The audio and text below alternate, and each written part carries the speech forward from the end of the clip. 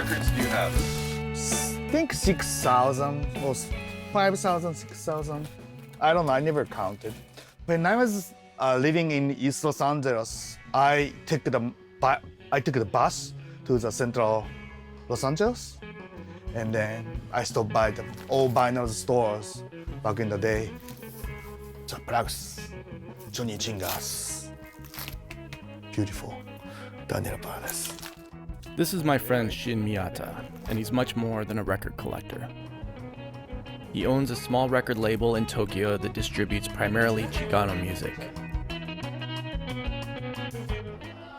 He also takes bands, mainly from East LA, to Japan to perform live. Nobody else in Japan is doing this kind of work. He said that music from East LA, Chicano music, Chicano culture, it's good. That's he believes that. Whether people know it or not out there, he's essentially a tastemaker. You know, he's a curator. He's a musicologist in the sense that he knows music from all over.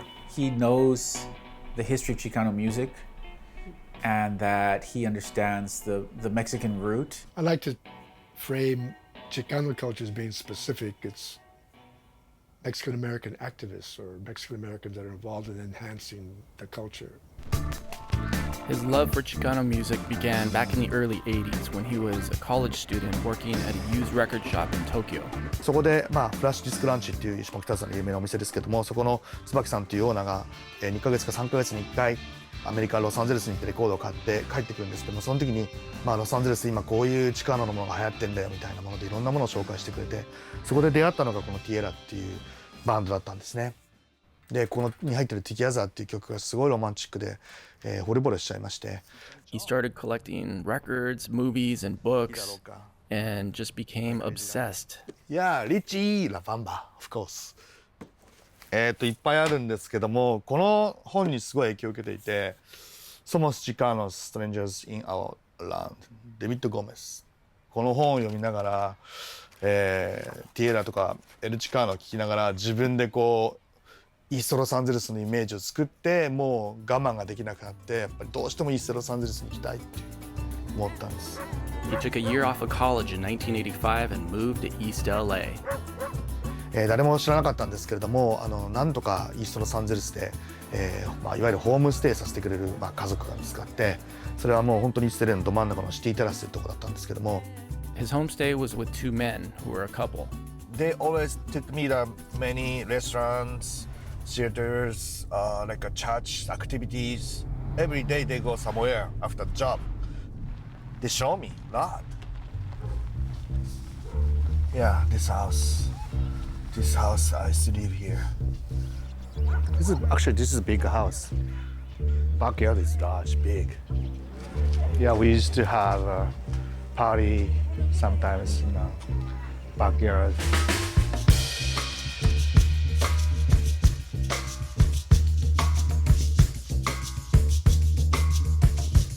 After I finished English school, even though my English is not so good, I went to the East Los Angeles College. I started to go there to study Chicano studies.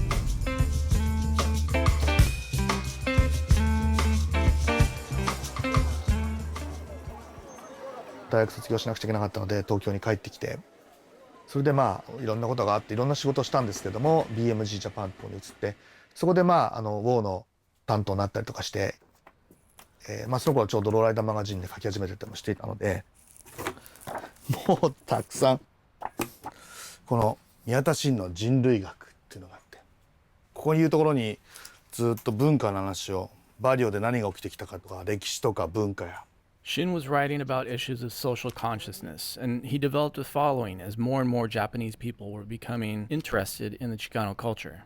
Maybe we just seem like a rebel culture or something. It might give the youth a sense of freedom, liberty. That maybe their lives are very constrained. Yeah, after I quit my job at BMG Japan, I was kind of depressed. So I didn't know what I should do. So I came here to think about my life. And I went to the Sound of Music and I bought a bunch of the new CDs. As soon as I started to listen to the Quetzal, I'm very fascinated. The music is very fresh, very strong.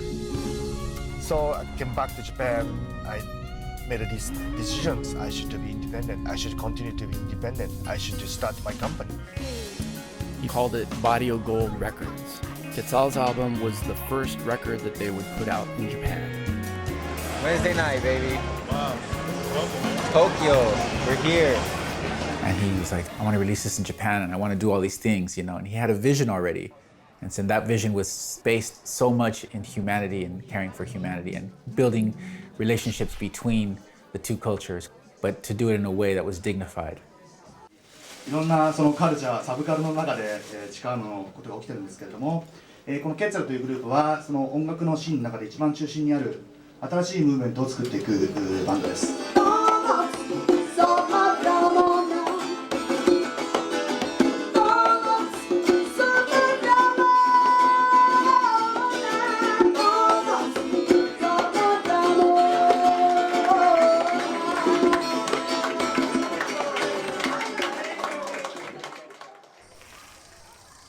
チカーノミュージックに関して一番憧れるポイントっていうのは音楽と聴き手の関係なんですよね。どのくらいの気持ちでその音楽を愛しているのか、どの気持ちでその音楽を必要としているのか、そういうものを日本に紹介したかった。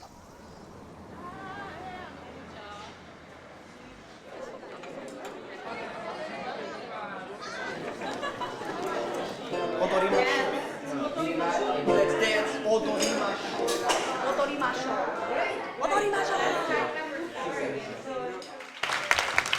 We are Quetzal. We are from East Los Angeles, and very happy to be here.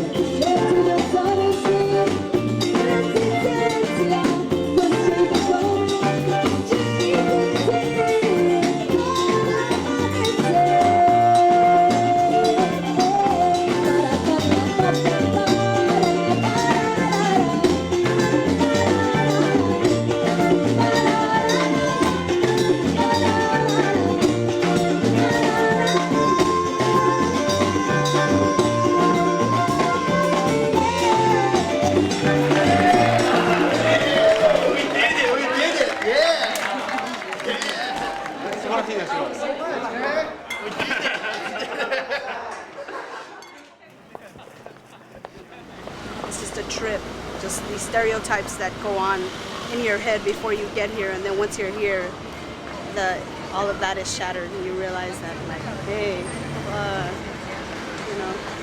Yeah, Chicanos and Japanese people have a lot in common. Yeah, sentiment, very similar. We have this tendency to think that we don't matter outside of our community. Shin was the one who was the first one to turn on a light to me and to other musicians that, you know, people appreciate our music outside of this area.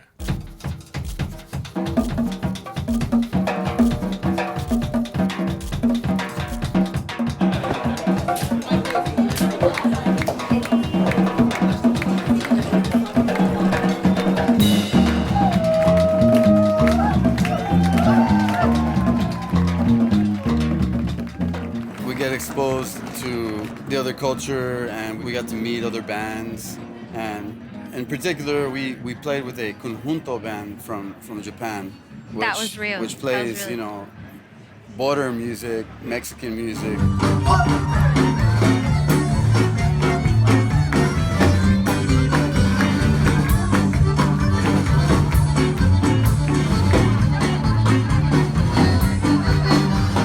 I can't believe it. I was in Japan and visited my family, and Quetzal was in my hometown to do the gig. The first show I went to where Martha and Quetzal were playing, it was a Cholo event.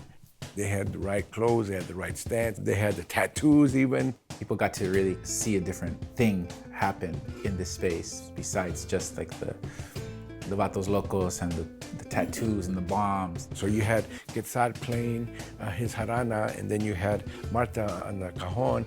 Tex Nakamura was there with his harmonica. David Gomez was doing the DJing. And I'm reading poetry, man, with these great people behind me. It was like the most amazing thing you ever did, like a concert with all these people that were just there for us, you know, because we were Chicanos. That to me was quite powerful. I almost get the tears in my eyes to see those people into the like a Chicano music like that. That's beautiful, man. Beautiful. A lot of these guys that come to our shows are working class. They're the mechanics, they're the farmers, you know, the janitors of Japan, and they identify with that struggle. Barrio Gold Records was initially very successful, but once people started streaming instead of buying CDs, the music industry changed dramatically. He was left out in the cold, and he has had to really kind of scrape by and do this as a labor of love. I know it's been very difficult for him, but he somehow keeps that flame burning. And you know, it can be difficult, but at least he functions. He's able to do it, and that's only creating more of the culture. He's just doing what he loves. That's it. That's what we all should strive to do, right? The things I adopted from here is like spirit and attitude. You know, I've been independent like almost 20 years now. That's the things. You know, I don't want to be belonging to anyone. I want to be, you know, independent. That is the main things I learned from this neighborhood. Shin actually expanded his distribution to include the oldies and 60s and 70s rock groups that he first heard when he lived in East LA. The first album that Shin and I collaborated on was this album by the Village Callers, the first Latin funk band. He got additional funds that I don't know if he borrowed or he used his own personal money to take this album and have it remastered. And I said, Shin, that's incredible, man. You didn't really have to go to that expense. And he said to me, oh, no. He said, this is my contribution to Chicano music. He's trying to, I think, put in the historical record that our narrative has value. And he's making sure that the world knows it.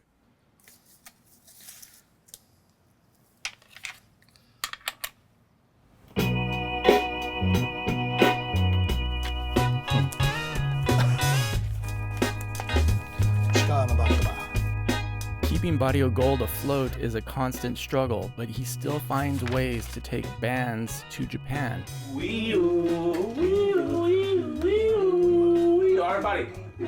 After years of distributing our records, he finally put out a formal invitation with a whole tour plan behind it, and we were on board. We wanted to go to Japan and play music. It's the dream.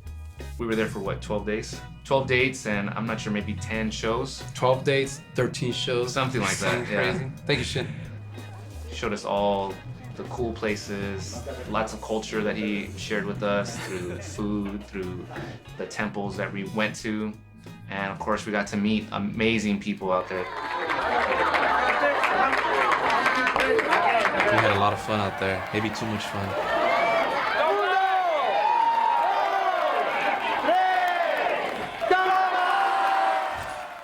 I think Shin was our first glimpse into how to be a professional musician.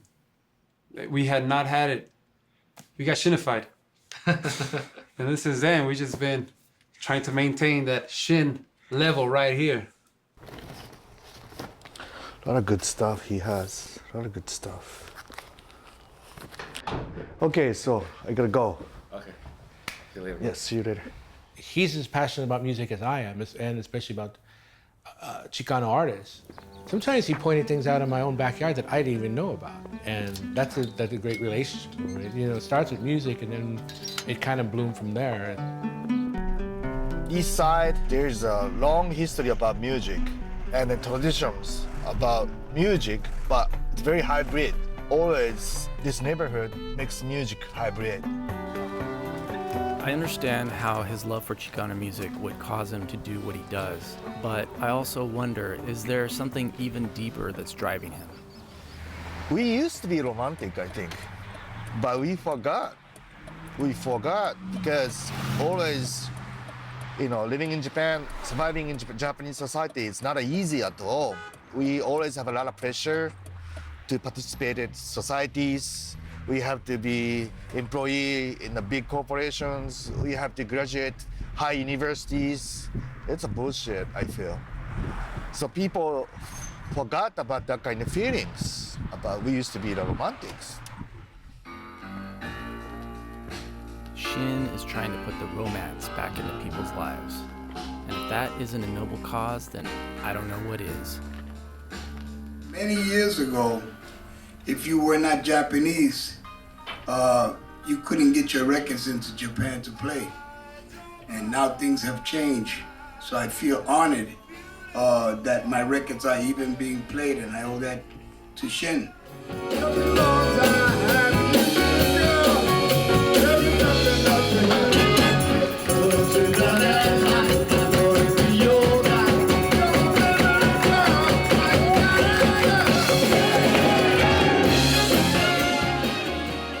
He's one of those very rare cats that is committed to cultural exchange and to a cultural understanding. He's an ambassador of culture from LA. That's what he's doing. He's a messenger. He's bridging the gap. What Shin is actually creating is a way that two different, completely different worlds can find a way to come together. In his own way, Shin Miyata is making the world a better place. And people love him for it.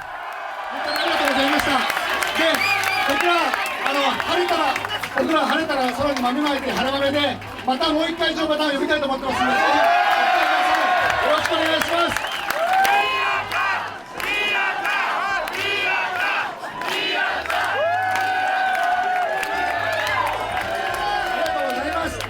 すみません、俺だけじゃなくて本当にいろんな人が関わってこれこんなの来てきてるので、本当にまだ飲んでってください。本当によろしくお願いします。